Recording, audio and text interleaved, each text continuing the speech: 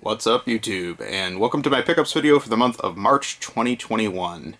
Had a very busy month of work, so I did not get out and do any travel, but I do have a trip planned for the next few days, so should have some interesting road trip pickups to show in my next video. But overall this month I got a pretty eclectic mix of stuff, and it's going to be very heavy on Sony systems. Did get a few games for Nintendo systems, as well as just some random things I picked up that were gaming related I'll show you. So we'll go ahead and get started with Sony. I have a mix of games for PS1, PS2, PS3, and PS4 in this video, and you'll get to see a mix of all those as we go through the different selections. So we'll go ahead and start off with PS1 games. I got 3 new PS1 games this month. System that I really love collecting for, but I've kind of slowed down on lately. There are a few games, though, that I'm still looking for to complete subsets and things like that. So a couple of these you saw in a video I put out a couple weeks ago, if you happen to catch it, around the complete subset of Namco titles for the PS1. 2 games I needed to pick up specifically to finish that subset are ones I just got recently. So the first one of these is Ace Combat 3 Electrosphere. I'm not a huge flight sim fan, as I said in the other videos, so I haven't put any time into this. But one of my commenters did mention that the Japanese version of this was much more detailed and had a full visual novel side story in it included that unfortunately got stripped out of the US release. I do vaguely remember that discussion from a game magazine back when this game came out, and it's kind of a shame that, you know, Namco put all that ambition in it, but unfortunately it got lost in the translation, so to say. So nice to have the Ace Combat sub-series complete on the PS1. There's 3 games that you can get. And then obviously this series still continues today if you're a fan. Very popular series that Namco still sells today. Another game I got for that subset, I also showed in that video, is Ms. Pacman Maze Madness. I have not put any time into this one yet, but I did get some positive comments that this game is worth checking out. So, you know, again, kind of knowing the Namco polish that I praised them for in that video, this is probably one I need to put a little time into as well. So hopefully get a chance to try this in the next few days. A game that I got this month that I have in my collection, but I wanted to get a different variant of it, and I've noticed the price on this one's been spiking quite a bit lately, is Resident Evil 2, which is obviously not a very uncommon game, but this is the Dualshock variant. So they actually went back in and retooled the gameplay a little bit so that it fully supported the Dualshock controller. Obviously being a survival horror game, having that rumble in your hands as scary things happen and pop out of walls and things like that would be helpful as you're fighting all the zombies in this game. So looking forward to checking out the DualShock version. I'm going to keep my original version as well, but I think it's kind of neat to have this. They also put out a DualShock version of the first one in the director's cut, but I think it only came out as a greatest hit. So unfortunately you have to get the ugly green greatest hits packaging if you want the DualShock version of Resident Evil director's cut. Resident Evil 3, I believe, is DualShock ready from the get-go, and I think there's only just, you know, the main version of that that exists for that game. So nice to have another variant of this one, and again, I think just as time goes on, people are going to seek out the most attractive variant as they start to go back and get some of these original PS1 games. So this is probably the best version of this game to have. Let's move on to PS2 games next, and I got a couple domestic games as well as an import. So the first one of these is one that was highly recommended to me by a friend. It's a game I've probably ignored in stores for a long time, but I've noticed it's also starting to go up in price, and that is Urban Reign. Yet another Namco game. So, as I said in my Namco video, I was a huge fan of Namco on the PS1. When it came to the PS2, I thought things got a little cloudier. They started to allow like third-party developers to release games under their branding, and then ultimately Namco got swallowed up into Bandai Namco, which they are today.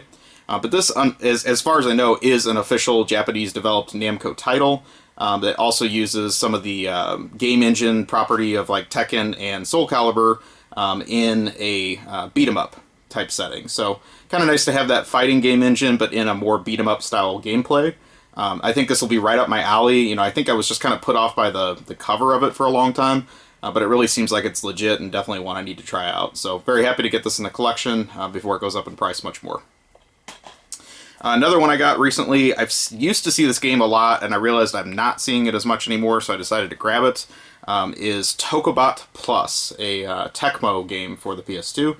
This one has kind of an interesting history. It originally was a PSP game, Tokobot, that you can also get for the US market, and then this enhanced version came out for the PS2, so it actually came out after the PSP version, maybe like a year later. As far as I understand, it's like a 3D platformer with some puzzle elements. Again, I just haven't had a chance to try it out. This game is actually still rather cheap, so it may not even be very good. But I do tend to like unusual Tecmo games as well, so I figured it was worth grabbing, and I'll give it a play or two, see if I like it. If not, I might sell this one on. The next is one that I recently became aware of, and so I decided that I wanted to actively get this game. I ended up buying this on eBay. I thought the seller was in Hong Kong, but actually the game shipped from Canada, so I don't know if it was like, they had multiple locations of the vendor, and then they shipped it from their Canada location, but it is a Japanese import. And this is a very cool light gun game for the PS2 by Konami that goes by the name the Keisatsu-kan in Japan, but is much better known in Europe and the US. The arcade version of this was released in America as Police 911, and then in Europe it was released as Police 24/7. So, depending on your market, you may know this game under many different titles. For the weird thing is, we never got the PS2 version in the US, so it only existed in the arcades. Europe did get the physical PS2 version, as well as this Japanese PS2 version. Unfortunately, we didn't get this game in the US, and now that I've played it, I really don't know why. It's actually very well done, especially for a very early PS1 title. I think this game came out in like 2001, maybe even late 2000, so one of the earlier titles that came out for the system. Really good light gun game that you can also play with the DualShock 2 controller. It has a little bit of a quirky control style because the arcade game was almost like an Xbox motion game. I can't remember what they're called. Kind of like that style of game, but long before its time, before you could actually play those on console. So you can use the DualShock controller to play this game, but it also does support the Konami Justifier light gun, which I have for the PS1.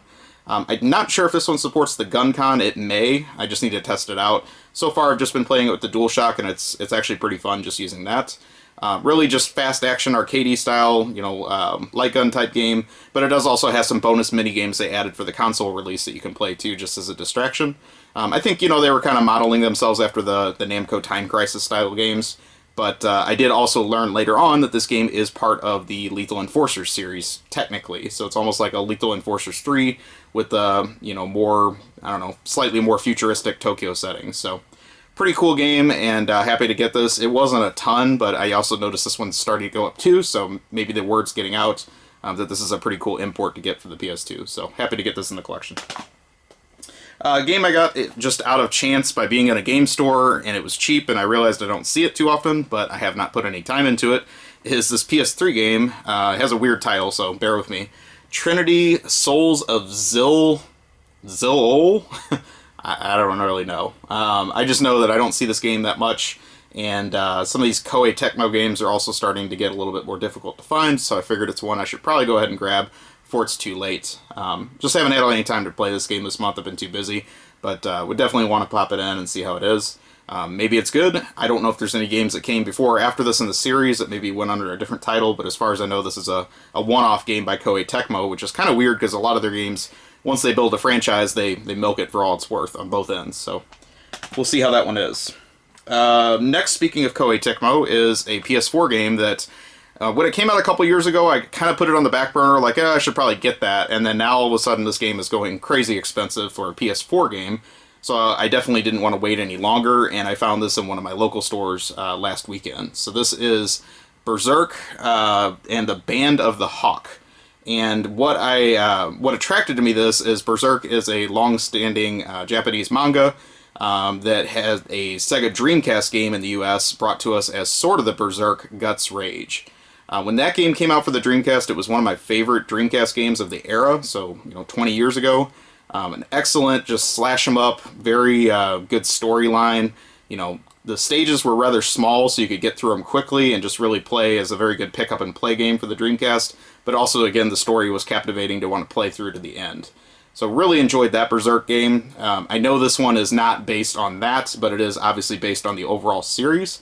What this game is Koei adapted their Dynasty Warriors series into a Berserk-themed game for the PS4. So I'm not a huge Dynasty Warriors fan. I know that series has a bazillion different releases, and now they're starting to reskin some of the Dynasty Warriors games as licensed properties to move more units. So I don't know what the whole story is with this one, why it became so hard to find all of a sudden in the US, or maybe there's just a lot of Berserk fans that couldn't find it when it came out. But all of a sudden this is like an $80 PS4 game, which really surprises me. So I did play it this last weekend, and I enjoyed it so far.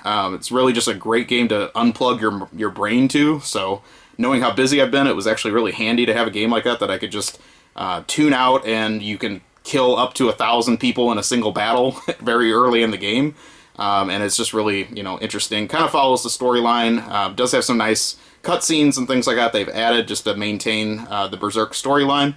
My understanding, I haven't obviously followed the whole series from the get-go, but the Dreamcast game, I think, falls earlier in the overall storyline, and then this comes along a little bit later. And, this Hawk character is very important, as it seems already early in the game. So definitely we'll be playing this a little bit more. Again, I just think the franchise is interesting, and for some reason this game is really hot all of a sudden. So maybe it's going to continue to go higher, maybe it'll fall, I don't know. But might be one to pick up if you happen to see it out and about. So that is all the Sony-related stuff I have this month. Like I said, very heavy on Sony games. We're going to take a look at some Nintendo titles that are all portable next. First one of these is a Game Boy Color game, one that I just saw in a store and decided to grab it. Kind of regret it. It is Batman, Chaos, and Gotham. Some of these early Batman games, they're really just a crapshoot. Some of them are actually pretty good, usually the ones developed by Sunsoft, and some of them, like this, just really don't have a lot to offer. Graphically, this game looks pretty good, but the gameplay is really sloppy, and I played a couple stages of it and just turned it off. Decided it really wasn't worth pursuing any further. But if you're a big Batman fan, and I guess you have to have it, it's worth grabbing for the collection. So, one that was kind of a dud. One that I found loose, and I don't typically like to buy Game Boy Advance games loose, but this I got a really good deal on, is the Fire Emblem second game for the Game Boy Advance, and that's Fire Emblem The Sacred Stones. I do have the first Fire Emblem game for the Game Boy Advance, but I also only have that one loose as well, I think. So, unfortunately, that's two Fire Emblem games I have, but, still just loose. I just couldn't pass this up for the price I found it for. Maybe I'll upgrade it to complete down the road, or just, sit on this one as it is. So, we'll see, but just nice to have another one of those in the collection. I like the Fire Emblem games as far as what I've played. I just don't really have the time to get real deep into them, and they tend to be extremely long. So, the one I've played the most is probably the one on the GameCube, but obviously there's been several more that followed now that the series kind of got some inroads to the US after so many years. One Game Boy Advance game I did play quite a bit this month, though, is this one, and it's Justice League Heroes The Flash. And it's not like I was just running around trying to grab all the superhero games. This one I actually had a reason to get. I kind of am trying to chase some of the early WayForward developed titles, and this turned out to be a really well-done WayForward game. I don't think a lot of people realize that. With some of these, they just have such generic licensed branding that unless you really, dig through Wikipedia articles, you may not know it's developed by WayForward. They didn't really shout out their branding as much as they do today. But this one is actually incredibly well done. It is a classic-style overhead beat-em-up that feels like it could have been a great arcade game in the mid-90s. And I think they really did a nice job optimizing it for the Game Boy Advance. The colors are really well done.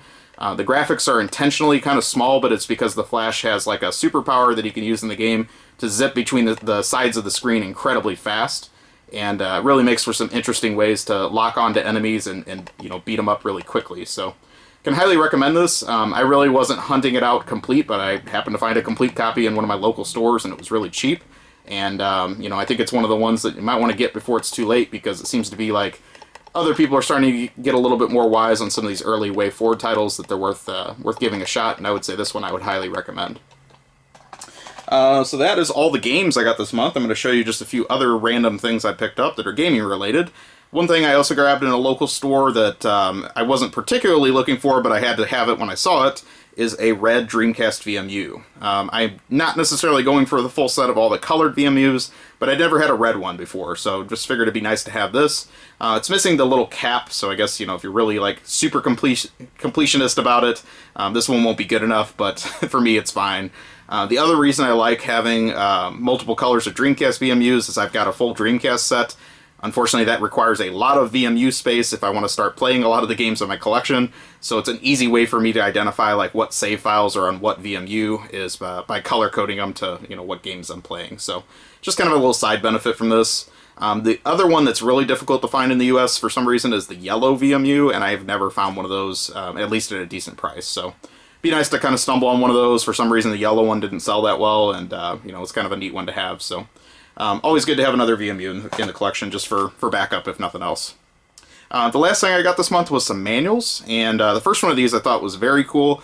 This I actually ended up doing a mail order from a game store in the Seattle area, and it's 1942 for the Game Boy Color. They had this listed on their website for $2, and even with shipping, it was less than $5. And considering how rare this game is for the Game Boy Color, and like how expensive it is just for the cartridge now, I figured it'd be really nice to have the manual just to go with my cartridge. I'd like to get the box for this one ultimately because I think it's a really well done version of 1942 for the Game Boy Color. They did some nice things to optimize it for that system, so could highly recommend it if you haven't played that yet. But ultimately just a nice manual to have, and very happy that I got it very cheaply from that game store. I didn't really see anything else to buy with it, just to kind of combine the shipping costs, but I bookmarked their site, and I think it was Double Jump Video Games. It's a store I've been to in person before on a prior trip, but don't quote me on that. I think they have a website where you can order stuff online, so ultimately I got a good deal on that, and might buy some more things from them in the future. The other manuals I picked up at a local store, and just some NES manuals I needed for my collection. Nothing super exciting here. We have MTV Remote Control, based on a game show from the 80s that I never watched because I didn't have MTV as a kid, but was definitely part of the target generation that this was aimed at. So I've never watched one, but maybe it's decent. I have played the game. It's whatever. There's a lot better game show games on the NES than this one, so nothing too special. Also got Akari Warriors 2, Victory Road. So there were 3 Akari Warriors games for the NES, and I think this is the last one I needed the manual for, so just nice to have another SNK-based, arcade-style shooter for NES, have the manual for that. Overhead shooter, I should say. And then the last one of these is probably the most interesting. This is one of the oversized Tengen manuals that are a little bit difficult to find, and this is the one for Fantasy Zone, which is a so-so version of the Sega arcade game for the NES. These are just a little bit awkward because when you put them in a typical NES sleeve, they really stick out at the top, but nice to have this in the collection, and this one's in really good shape, so very happy to add that too. So that about does it for the month. Like I said, not a ton of new things, but definitely got a wide mix of games, especially for Sony consoles. We'll be road tripping this month, like I said, so hopefully I'll have some more pickups from the road. I haven't really had a chance to road trip in a while, so looking forward to it. And thank you very much for watching. Please take a moment, like, comment, subscribe, let me know what you think, and I will talk to you soon. Have a great day or night, wherever you are.